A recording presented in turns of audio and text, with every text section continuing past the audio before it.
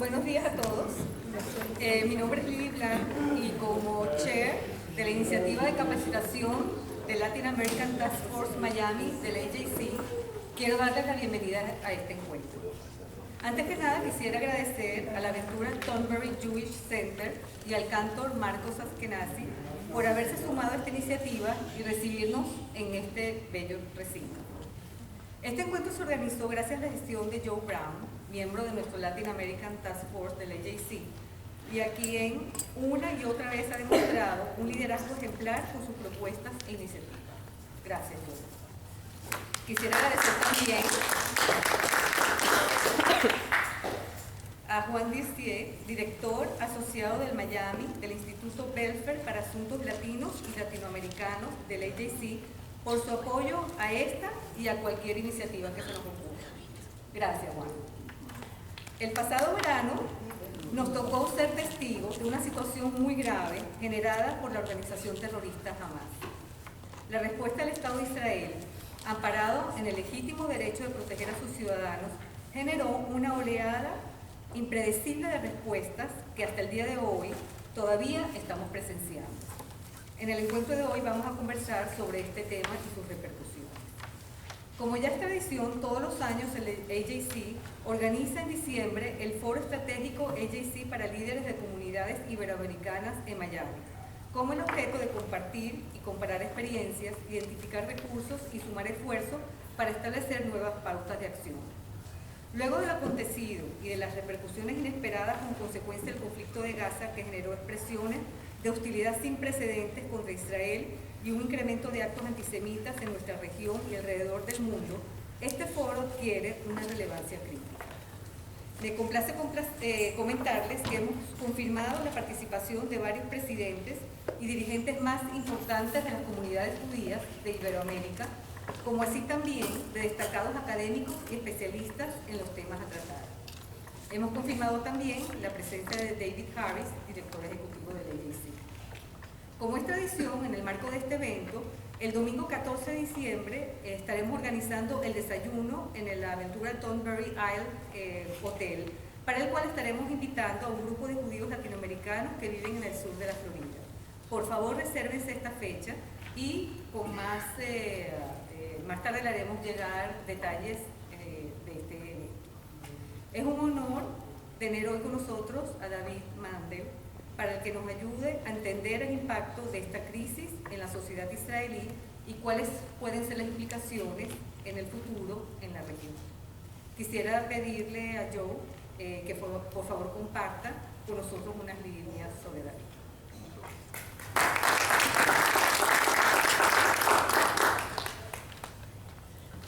Gracias, Lili.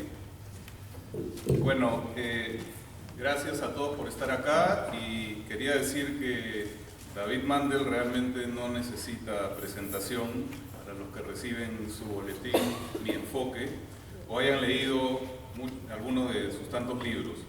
Sus comentarios, opiniones, análisis y también sus artículos con un tono satírico ilustran y deleitan a miles de lectores ya en más de 30 países en la región. También son publicados en revistas de las comunidades judías de diversos países, incluyendo Perú, Brasil y Chile, y en una columna semanal en el periódico peruano La Razón. Para quienes no han tenido el deleite de leer su boletín hasta ahora y no conocen a David, aquí van algunos datos biográficos. Nació en el Perú, estudió en el Wharton School de la Universidad de Pensilvania e hizo aliyá en el año 1970 con su esposa Ruth, que acá lo acompaña como siempre, y sus 3 niños, que mientras tanto le han dado, hasta ahora, 10 nietos sabras, el mayor de los cuales acaba de terminar su servicio militar en el ejército israelí. David en Israel fundó y dirigió una compañía de programación especializada en traducción automática computarizada. Hace algunos años se retiró y se ha tomado el tiempo para escribir un diccionario biográfico de los 3.000 personajes bíblicos bajo el nombre de Personajes de la Biblia, cuya traducción al inglés Who is Who in the Jewish Bible fue nombrado excepcional un libro excepcional en el año 2008 por el University Press Book Committee de los Estados Unidos. También ha escrito 2 novelas de ficción histórica que han sido traducidas al inglés bajo los títulos de In the Court of King David y también In the Court of King Herod. Si alguien se interesa por los libros de David Mandel, sean en español o en inglés, pueden adquirir la versión digital en Amazon, o si prefieren la versión impresa, también pueden registrarse conmigo después de la charla y con gusto se las haré llegar. También los que deseen recibir su boletín semanal, que es enviado gratuitamente a sus lectores, me pueden dar sus nombres y con gusto serán inscritos. Si les parece bien, le voy a dar la palabra y voy a pedir a David que comience con una presentación para luego abrir la conversación a preguntas que le quieran formular. Gracias, David, por cedernos tu tiempo de vacaciones aquí en Miami para esta reunión. Te doy entonces la palabra. Adelante.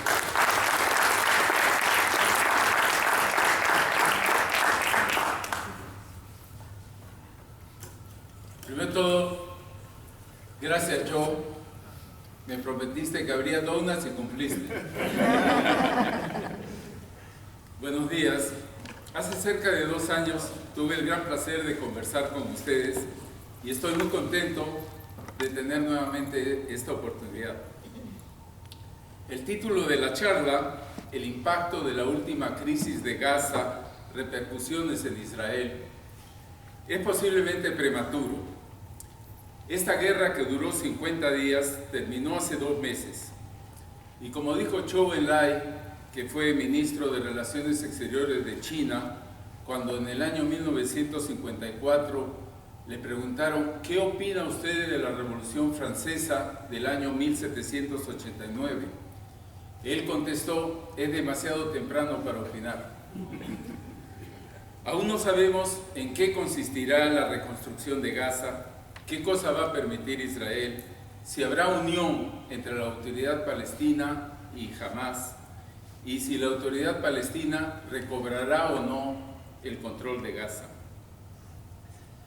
Bueno, en esta charla primero voy a hacer un recuento de lo que ocurrió en la guerra, luego voy a mencionar los objetivos que tuvieron tanto Hamas como Israel en la guerra y a continuación las ganancias y pérdidas que cada lado ha tenido, y terminaré con las lecciones que Israel ha aprendido en este último conflicto.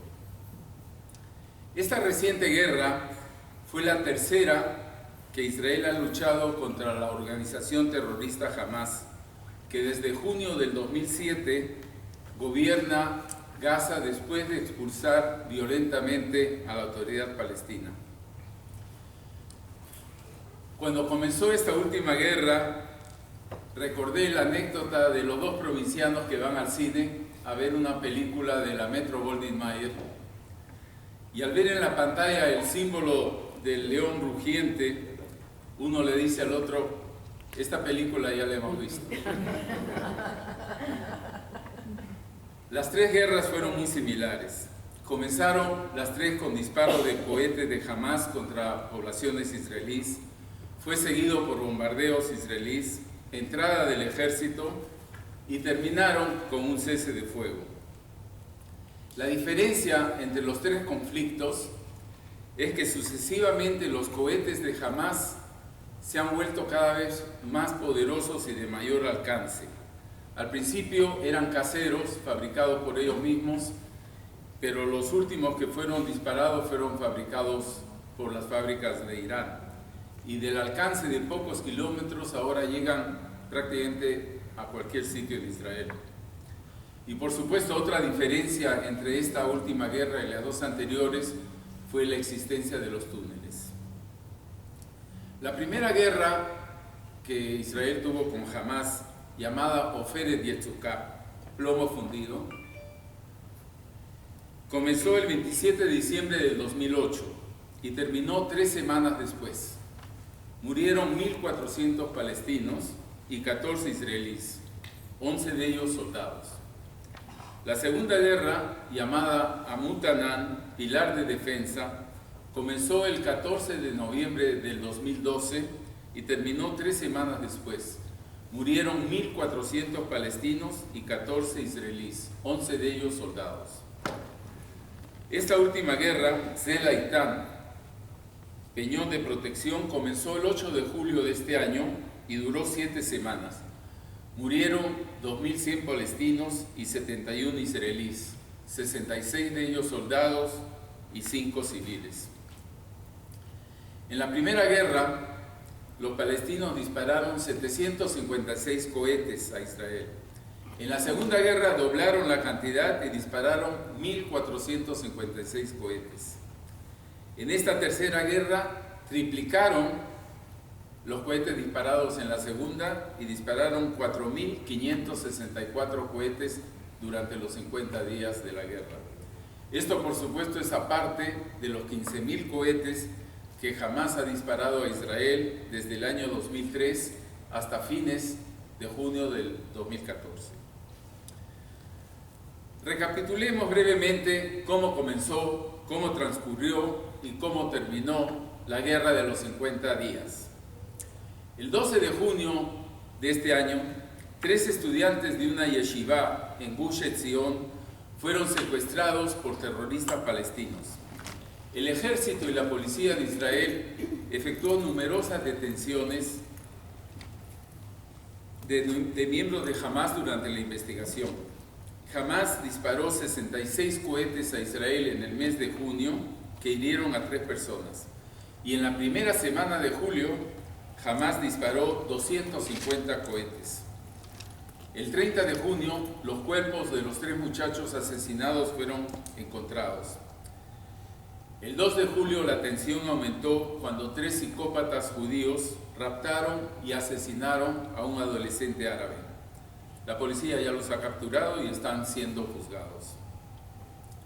El 8 de julio, Israel inició la operación con bombardeos aéreos de los lugares de donde se disparaban los cohetes y también de lugares estratégicos de Hamás.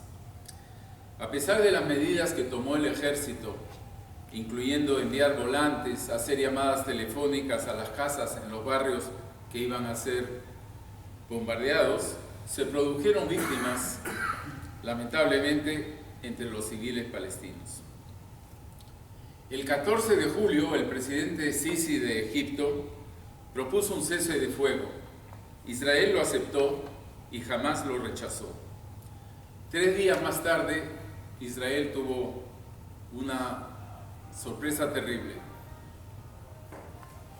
13 terroristas salieron de un túnel en territorio israelí. Y ese mismo día, Israel, al darse cuenta del enorme peligro que representaban los túneles, iniciaron la incursión terrestre para destruirlos. Los túneles, que aún nadie sabe si eran 30, 40, 60 o tal vez más, fueron construidos por Hamás a un costo de cientos de millones de dólares. La intención era realizar en el día de Rosh Hashanah una invasión masiva de terroristas para masacrar a los habitantes de los kibutzim y pueblos fronterizos y utilizar a los sobrevivientes como rehenes para exigir demandas. Para construir cada túnel se necesitaron por lo menos 500 toneladas de concreto, con cemento que Israel había suministrado para obras civiles. Se calcula que el costo de cada túnel fue de 30 millones de dólares, lo cual quiere decir que los 32 túneles destruidos tuvieron un costo total cercano a los 1.000 millones de dólares. Durante las siguientes semanas hubo varias propuestas de fuego que fueron aceptadas por Israel, algunas de ellas también por Hamás, pero Hamás las violó, causando la muerte de soldados israelíes. El 3 de agosto, Israel retiró la mayor parte de sus tropas, luego de haber descubierto y destruido 32 túneles.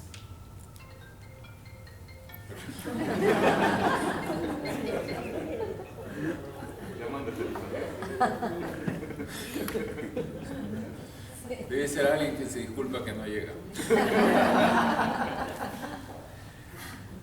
El 21 de agosto, un ataque aéreo israelí mató a 3 importantes comandantes de Hamás, lo cual causó más impresión en los líderes que la misma destrucción de tantas casas y residencias, y los indujo finalmente a aceptar el 26 de agosto un cese de fuego con las mismas condiciones que Egipto había propuesto a principios de la guerra. Y este cese de fuego dura hasta hoy. Los actos terroristas continúan. Seguramente se han enterado de que ayer en Jerusalén un terrorista atropelló a un grupo de israelíes matando a una niña. La guerra continúa, no, lo único que hay el cese es el de los cohetes. La guerra de Gaza dio pretexto a muchedumbres de islámicos, izquierdistas y neonazis en países europeos, especialmente Francia y Alemania, para organizar violentas manifestaciones antisemitas. En mi opinión, no fue la guerra la que provocó el antisemitismo, sino que fue el pretexto para expresar el antisemitismo. 5 países latinoamericanos, Brasil, Chile, Ecuador, Perú y El Salvador, retiraron a sus embajadores. Esto es algo que ningún país europeo, asiático o africano hizo. Ni siquiera Egipto y Jordania, países árabes, retiraron a los embajadores. Pero estos 5 países latinoamericanos decidieron hacerlo. Bueno, mientras tanto, ya los han devuelto. Muchos se preguntan a qué se debe que Israel, que en 6 días, en junio de 1967, derrotó a los ejércitos de 3 países árabes, Egipto, Jordania y Siria, no pudo en 50 días de combate acabar con los 20.000 terroristas de Hamás. Bueno, hay que saber diferenciar entre poder y querer. El ejército de Israel tiene la capacidad, si así lo desease, de nivelar todo Gaza y convertirlo en el más grande parqueadero de autos de todo el Medio Oriente. Pero el objetivo de Israel no era destruir a Hamás, sino disuadirlo a que cese de disparar sus cohetes. El primer ministro Netanyahu y el ministro de Defensa Yalon consideraron que si se destruye y se liquida al régimen de Hamás, no habría nadie que se podría hacer cargo de la región. Tal vez organizaciones como Al-Qaeda o ISIS podrían tomar el poder. Israel no tendría otra alternativa que asumir nuevamente el control y la responsabilidad por 1.800.000 palestinos que viven ahí. Y esto es alguien que nadie quiere en Israel. Si recuerdan en la obra El violinista en el tejado, cuando el rabino le piden que dé una bendición sobre el zar, la misma bendición la decimos en Israel: que Dios bendiga a los palestinos y que los tenga lejos de nosotros. La experiencia de la operación Escudo Defensivo, que derrotó la segunda intifada, también influyó en la decisión. Aunque logró terminar con los suicida bombas, esto demoró 3 años en destruir la infraestructura del terror en Judea y en Samaria, donde solo había unos cuantos cientos de terroristas. En Gaza, en el contrario, hay 20.000 terroristas y la situación es mucho más complicada. La destrucción de Gaza, que ustedes han visto en la televisión desde toda clase de ángulos, ha sido básicamente en los barrios periféricos. En la ciudad misma, los numerosos edificios de muchos pisos están intactos y ahí se refugiarían los terroristas escudándose tras civiles. Se necesitaría un batallón para tomar cada edificio. Y el hecho de que hay una ciudad subterránea de túneles y que los dirigentes de Hamás tienen su centro de operaciones debajo del principal hospital de Gaza, exigiría muchos años de ocupación militar para poder destruir la infraestructura del terror, constantes combates y diariamente muerte de civiles y de soldados israelíes. El objetivo inicial de Israel en la guerra fue, como dije antes, obligar a Hamás a que cese de disparar cohetes. sin ceder a las exigencias de la organización de que Israel libere a todos los prisioneros, a todos los terroristas presos en prisión israelíes y que levante el bloqueo de Gaza. Luego, durante el curso de la guerra, Israel añadió un objetivo más, que fue la destrucción de los túneles. El objetivo de Hamás fue solucionar su pésima situación económica y recobrar la atención del mundo al problema palestino. Debido a que el presidente Sisi es un enemigo jurado de la hermandad musulmana, a la cual ha declarado fuera de la ley, y que Hamás es parte de la hermandad musulmana, Egipto cerró los túneles por los cuales Hamás contrabandeaba armamentos y suministros desde el otro lado de la frontera hacia Gaza. Y Hamás cobraba un cupo de 25%, digamos, impuesto de aduana, a la gente que hacía el contrabando. Debido a que estos túneles fueron cerrados, la organización quedó sin dinero para pagar sueldos a los miles de funcionarios que controlan Gaza. Y el problema palestino había perdido relevancia debido a que la atención del mundo está ahora en la guerra civil de Siria y en las masacres que está haciendo ISIS en Irak. Pero Hamás logró con la guerra sus objetivos. La semana pasada en el Cairo tuvo lugar una conferencia de donantes que han prometido 5.400 millones de dólares. Qatar prometió 1.000 millones, los Estados Unidos 212, Turquía 200 millones, la Unión Europea 568 millones y así sucesivamente. La mitad de ese dinero dicen que será usado para la reconstrucción de Gaza. El resto no han dicho para qué fines, pero probablemente, si juzgamos por el pasado, servirá para construir nuevos túneles y comprar o fabricar cohetes cada vez más poderosos. Lo que sobre de ese dinero, por supuesto, irá a los bolsillos de los líderes. Gracias a las imágenes mostradas por la CNN y otras redes de televisión y por los artículos y fotos, algunos de ellos recicladas de los conflictos en Siria o en Irak, los palestinos consiguieron recobrar la atención del mundo, que no se conmueve cuando un árabe es matado por otro árabe, pero sí cuando un árabe es muerto por un israelí. John Kerry hace un par de días volvió a declarar que la causa de los problemas del Medio Oriente es el conflicto israelí-palestino. El nuevo primer ministro de Suecia, en su discurso inaugural, dijo que va a reconocer el Estado palestino. Igual lo hicieron los parlamentarios británicos en una votación que no obliga oficialmente al gobierno. El objetivo de Hamás a largo plazo es la destrucción del Estado de Israel para reemplazarlo por un Estado islámico, y también el exterminio de todos los judíos, según lo expresa el artículo 7 de su Constitución. La Constitución de Hamás está inspirada en el infame libelo Protocolos de los Sabios de Sion, al cual citan expresamente en su artículo 32. Es difícil para una mente occidental entender el comportamiento de una organización islámica fanática, sea ISIS o sea Hamás. ¿Es acaso racional el comportamiento de los líderes de Hamás al haber iniciado una guerra contra Israel, cuyo ejército es superior en número de soldados, en armas y en tecnología?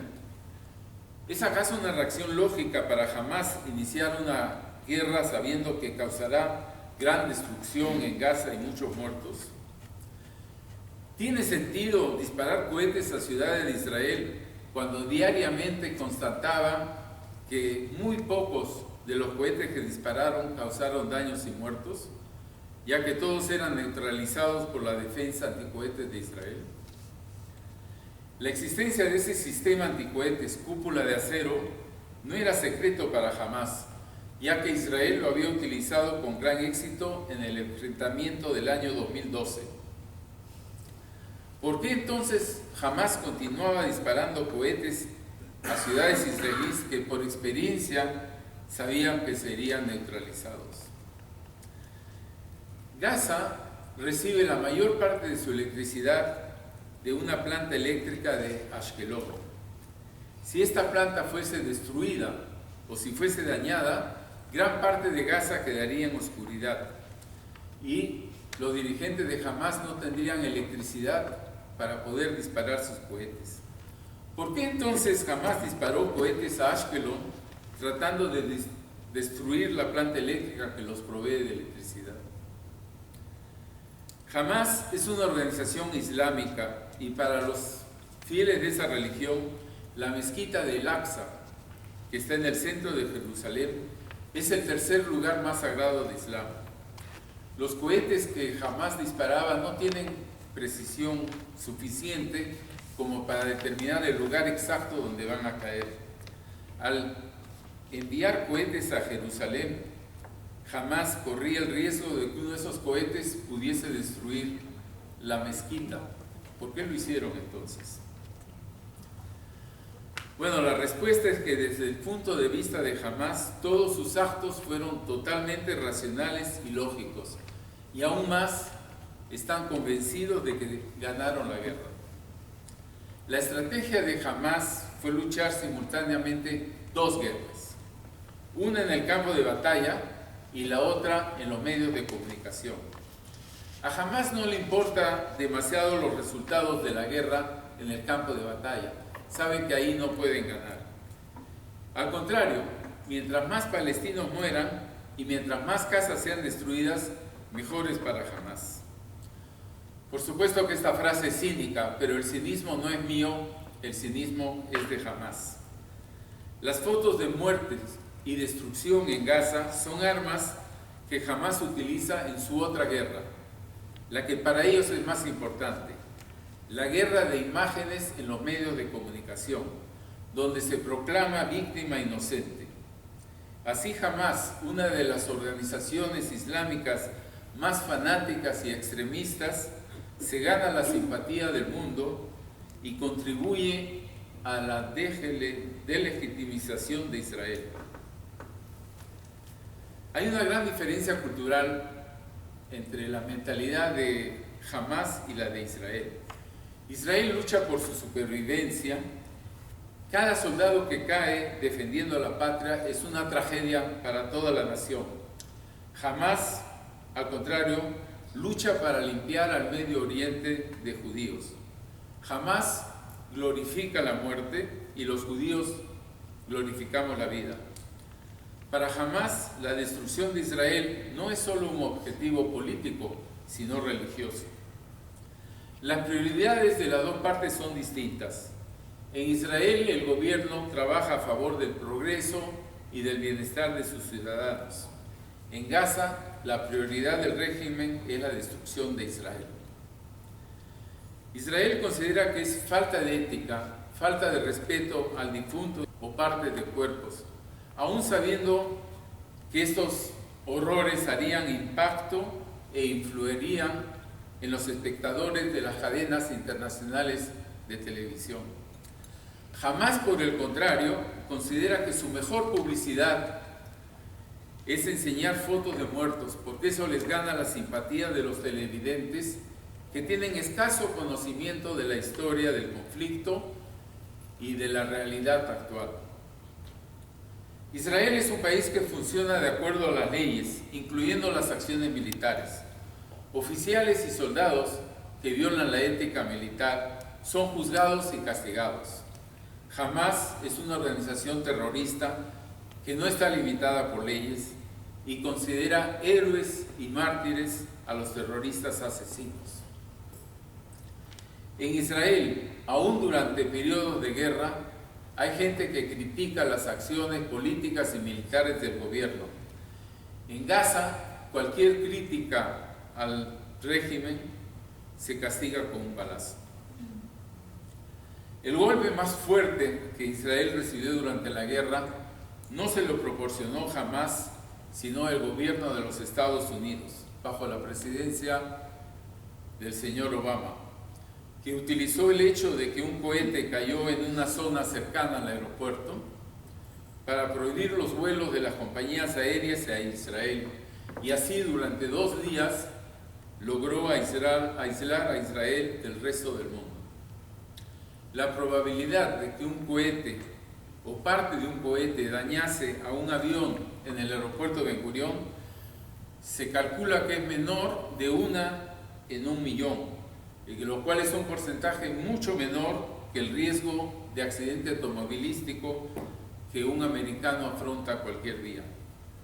Jamás consideró el cierre del aeropuerto como su más grande triunfo, y los enemigos de Israel, Hezbollah e Irán, han tomado nota de esto. Un hecho que nunca fue mencionado por el New York Times, por El País de España o por The Guardian de Gran Bretaña, tampoco por CNN o por la BBC o por Al Jazeera, es que Israel durante la guerra continuó el suministro de electricidad, de agua y de combustible sin interrumpir un solo día.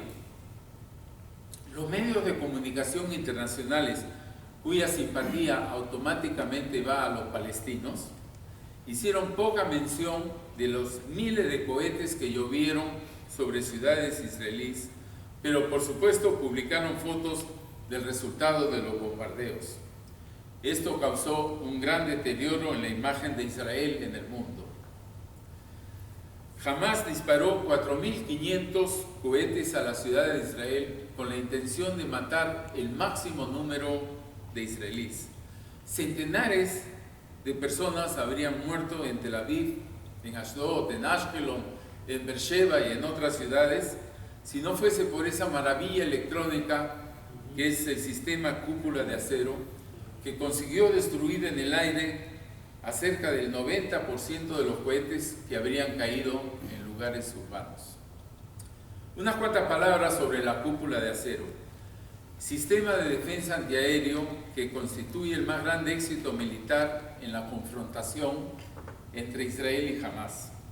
Logró destruir el 90% de los cohetes. Su capacidad, su rapidez y su precisión no tienen igual en el mundo. La cúpula de acero fue desarrollada por la compañía Rafael por iniciativa del entonces ministro de Defensa, Amir Pérez, quien aprobó el proyecto en el año 2007 y para el año 2011 ya estaba en funcionamiento. Cúpula de acero ha sido diseñada para destruir cohetes que se originan entre 4 a 70 kilómetros de distancia. El sistema tiene 3 componentes. El primero es un radar que detecta el cohete y nota su trayectoria. El segundo es un centro de control que calcula el posible sitio del impacto para determinar si constituye una zona poblada. Si se calcula que caerá en el campo o en el mar, entonces no se dispara un cohete interceptor. El tercer componente es el cohete interceptor, que está equipado con sensores electro-ópticos. Yo tuve ocasión varias veces de ver en los cielos de Tel Aviv el cohete de Hamás que llegaba, era una bola de fuego, y se le iba acercando otra bola de fuego hasta que las dos se juntaban y había un tremendo resplandor y una explosión.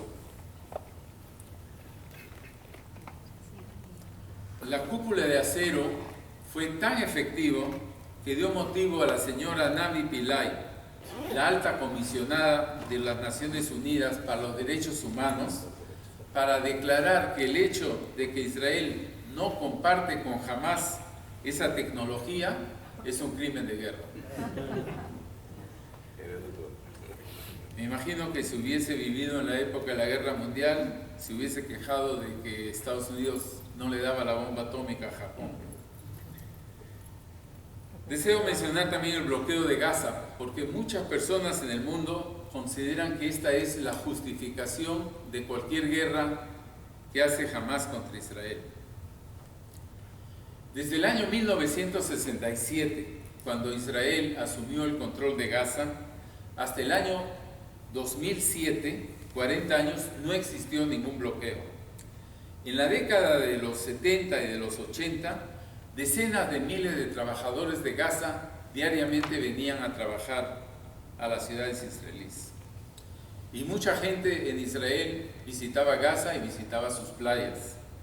Yo personalmente tuve ocasión de estar en la playa de Gaza y pasear por la ciudad, que a diferencia de lo que ustedes ven en la televisión es una ciudad bastante moderna. En agosto del año 2005, Israel unilateralmente retiró a los 8.000 israelíes que vivían ahí y dejó intactas las instalaciones industriales y los invernaderos, donde habían trabajado miles de palestinos. Los palestinos tuvieron dos alternativas. Una, construir un Estado democrático, progresista, cuyo objeto hubiese sido el bienestar de su población. La otra alternativa era continuar por el odio y dedicar todos sus esfuerzos al exterminio de Israel. Lamentablemente para Israel, y aún más para los mismos palestinos, escogieron ellos el odio y el fanatismo. Lo primero que hicieron fue destruir todos los invernaderos y las instalaciones industriales que los israelíes habían dejado. Y en el año 2007, Hamás expulsó violentamente a la autoridad palestina, y recién en ese momento, y a consecuencia de dicho acto, Egipto e Israel instituyeron el bloqueo. Repito, Egipto e Israel, los dos países. Generalmente se cree que solo es Israel la que bloquea, pero Egipto también lo bloquea. El régimen de Gaza se quejó de que no tenía cemento para construir hospitales y escuelas. Entre el año 2009 y el año 2012, Israel, presionado por los Estados Unidos, permitió la entrada de 180.000 toneladas de acero, de cemento, de pedregullo y de madera.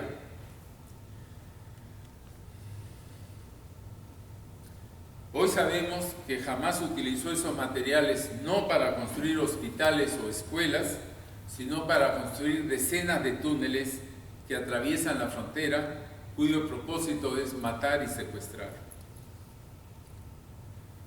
Los medios internacionales de comunicación hacen caso omiso de que el bloqueo de Gaza, cuyo objeto es evitar que los terroristas reciban armamentos, es realizado tanto por Egipto como por Israel.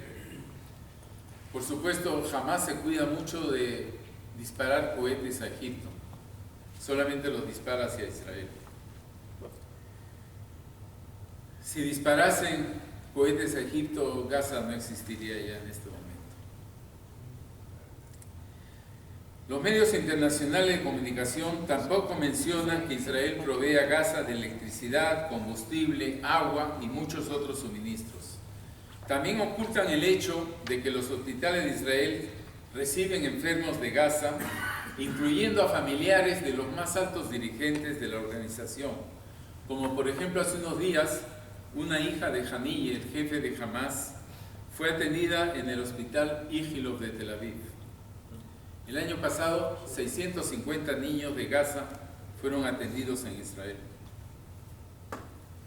Netanyahu acostumbra decir que lo que él pide de Hamás es Sheket Tmurat Sheket, que traducido significa tranquilidad a cambio de tranquilidad.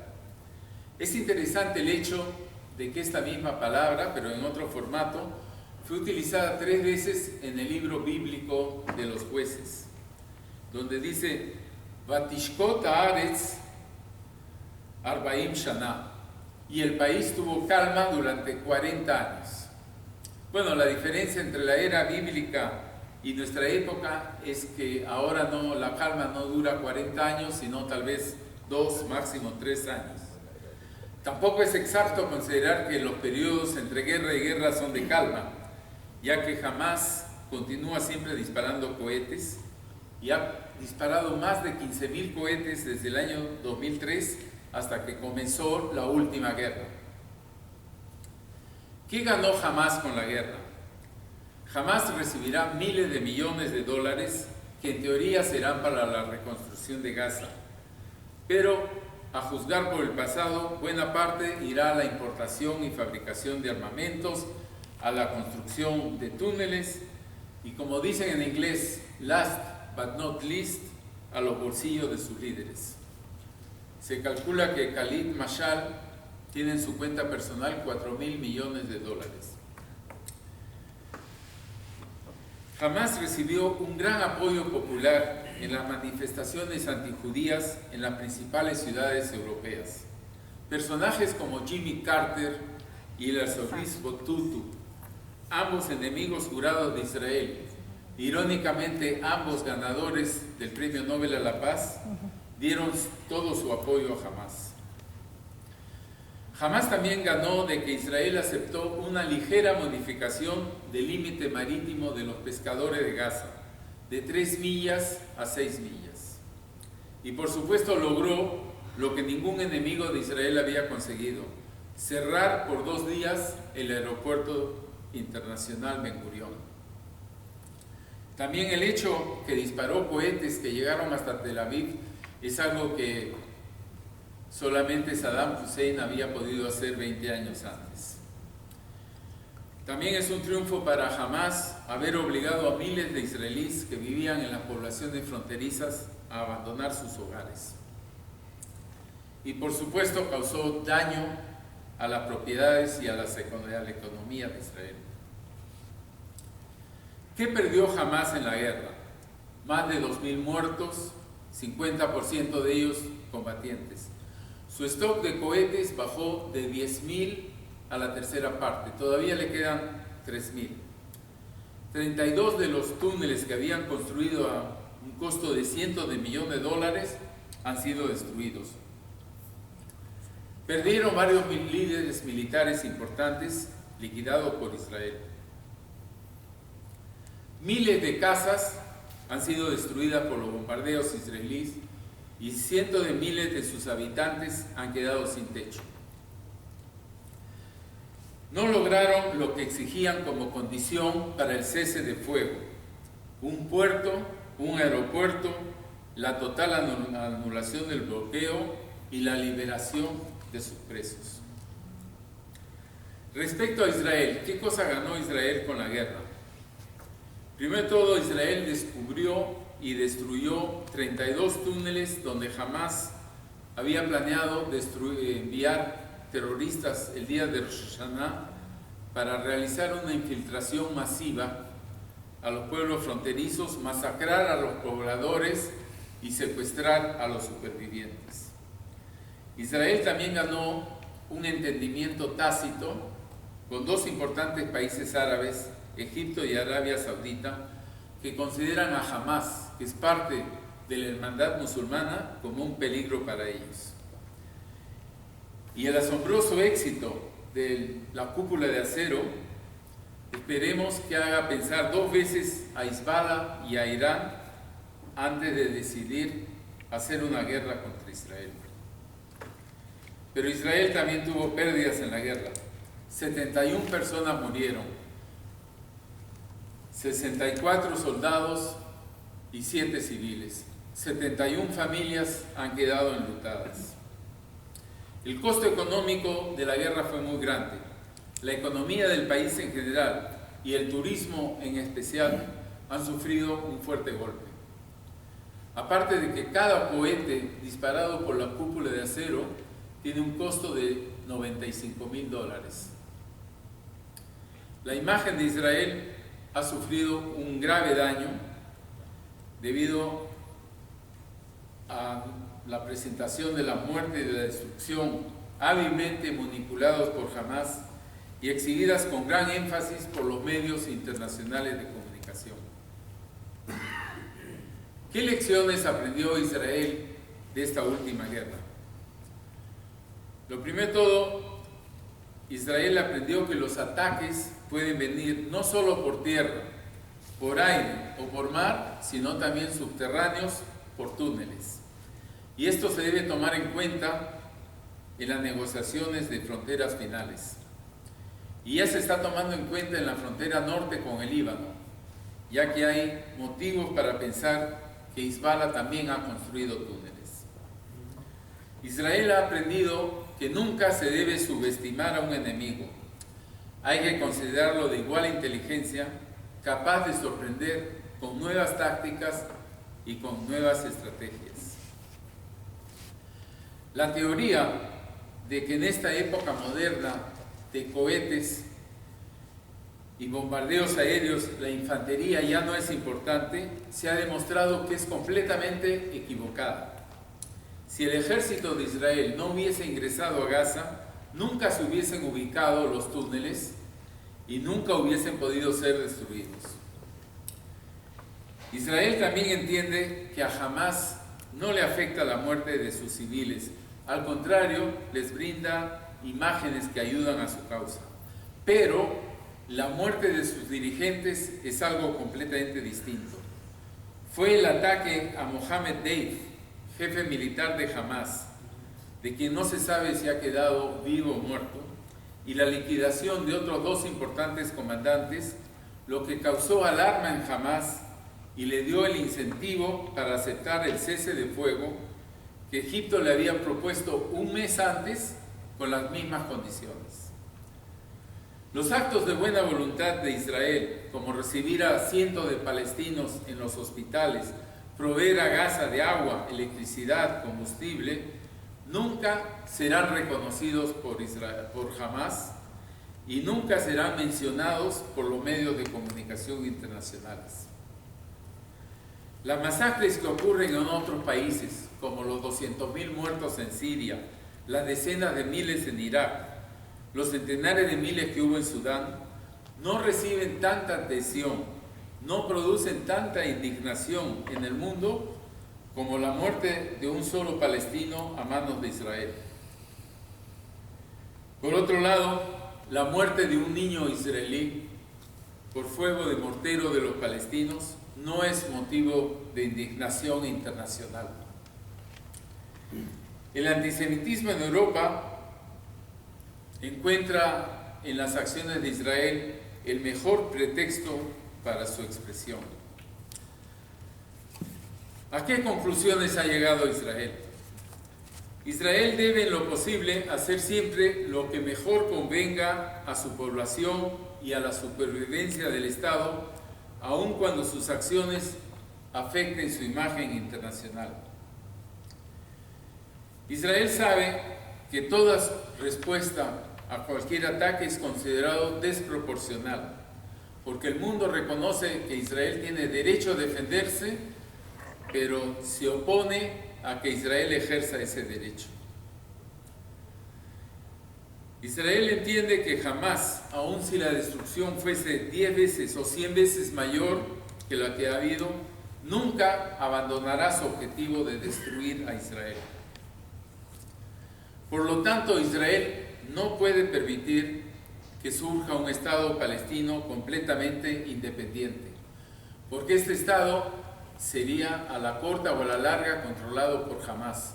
Si hoy día hubiesen elecciones, Hamás ganaría de lejos. La frontera de ese Estado palestino, si es que lo hubiese, no tendría los 60 kilómetros de frontera que Israel tiene hoy con Gaza, sino que tendría 550 kilómetros de frontera, a muy poca distancia de Tel Aviv y a poquísimos kilómetros del aeropuerto de Ben Gurión. Lo máximo que Israel puede ofrecer a los palestinos de la Cisjordania es que constituyan una entidad autónoma que se gobierne a sí misma, desmilitarizada, cuya defensa está en manos del ejército israelí. Israel deberá tener presencia civil y militar en el Valle del Jordán y no permitirá que una fuerza internacional reemplace al ejército israelí en esa zona. Tenemos el reciente ejemplo de la Fuerza de las Naciones Unidas en la frontera del Golán, que en vez de proteger la frontera contra los terroristas islámicos, huyeron y se refugiaron en Israel. Israel ha tomado nota de que los Estados Unidos, la Unión Europea y las Naciones Unidas consideran que las organizaciones Hamás y ISIS son diferentes. Me imagino que esto se debe a que ISIS odia a todos los infieles y a los musulmanes que no pertenecen a su secta, mientras que Hamás limita sus acciones solo contra los judíos, por lo menos hasta ahora. Obama considera que ISIS es un grave peligro para Estados Unidos, a pesar de que Irak está a más de 9.000 kilómetros de Washington. Pero no le parece que Hamás, a que le basta un túnel de 1 o 2 kilómetros para salir en medio de un pueblo israelí, sea un grave peligro para Israel. La principal conclusión es que los judíos no podemos confiar en que el mundo nos apoye. Solo podemos confiar en Dios y en nosotros mismos.